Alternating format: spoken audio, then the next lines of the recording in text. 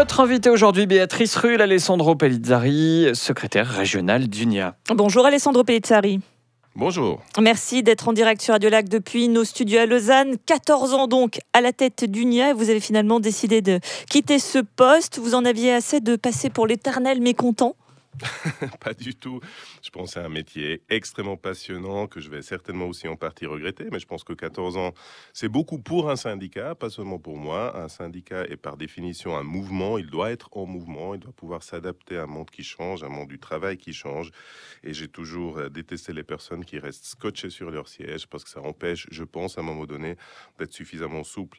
Et ensuite, c'est aussi un travail très collectif. Moi, je peux partir avec la certitude que le projet syndical que nous avons essayé de construire en 14 ans se poursuivra parce qu'il y a une équipe avec laquelle j'ai pu construire ce projet qui reste en place et qui se dotera certainement des moyens pour continuer ce travail qu'on a commencé à faire. Question cruciale pour un syndicaliste, est-ce que la cause des travailleurs a avancé en ces 14 années ?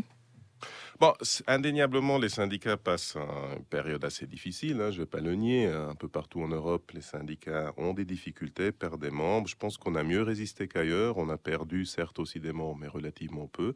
Et on a eu une série de victoires qui sont importantes matériellement. On a empêché des fermetures d'entreprises, on a amélioré des conditions de départ, on a pu maintenir des conventions collectives avec des salaires minimums qui sont corrects. On n'a certes pas fait beaucoup d'avancées spectaculaires, mais de résister aujourd'hui et d'avoir sur l'actif des victoires défensives, je pense que c'est déjà pas mal parce que les syndicats restent aujourd'hui des anticorps extrêmement importants contre la précarité, contre des patrons qui sont, je dirais, peu sensibles aux intérêts des travailleurs. Donc on a plus que jamais, je pense, aujourd'hui besoin de syndicats forts et on a amené notre pierre à l'édifice en maintenant, je dirais, toute une série de positions durant ces 14 dernières années. Des syndicats qui ont tout de même du mal à se faire entendre avec c'est un néologisme que tout le monde emploie, cette ubérisation du travail.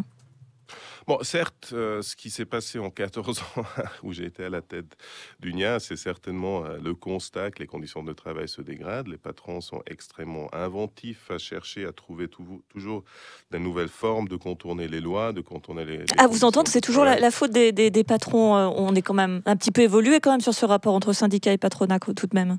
Vous savez, un rapport de travail reste le rapport entre un salarié et son employeur. C'est un rapport contractuel. Il est par définition déséquilibré parce que la loi même le prévoit. Il y a des protections pour les salariés parce que... C'est un salarié en échange d'un salaire tout de même. C'est pas si déséquilibré que ça.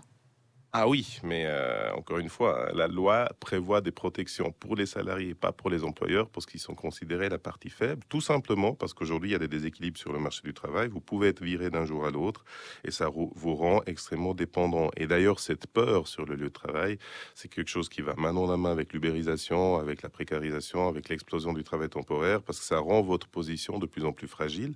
Et malheureusement, cette peur, si elle n'est pas canalisée par des actions syndicales et collectives, aujourd'hui est beaucoup intériorisé. On voit beaucoup de souffrance sur les lieux de travail, des gens qui viennent pas forcément au syndicat, qui vont plutôt voir leur psychiatre. C'est pas forcément mieux. Ça dénote d'une souffrance qui est réelle aujourd'hui sur le lieu de travail. Dans le pire des cas, ça s'exprime par des haines contre l'autre. On a vu aussi main dans la main avec l'évolution de la précarisation, l'avènement d'une extrême droite populiste qui désigne justement le travailleur étranger comme bouc émissaire. Et je préfère, même si vous pensez que c'est révolu, expliquer aux gens qu'aujourd'hui, à la base d'un rapport de travail, il y a toujours l'employeur qui essaie de faire du profit et qui donc transmet sur les travailleurs les risques de son métier. Le syndicalisme, c'est aussi cette phase plus sombre qu'on a découverte dernièrement avec cette affaire de harcèlement d'une syndicaliste genevoise d'UNIA. Où en est cette affaire ? Est-ce que les victimes ont véritablement été entendues ?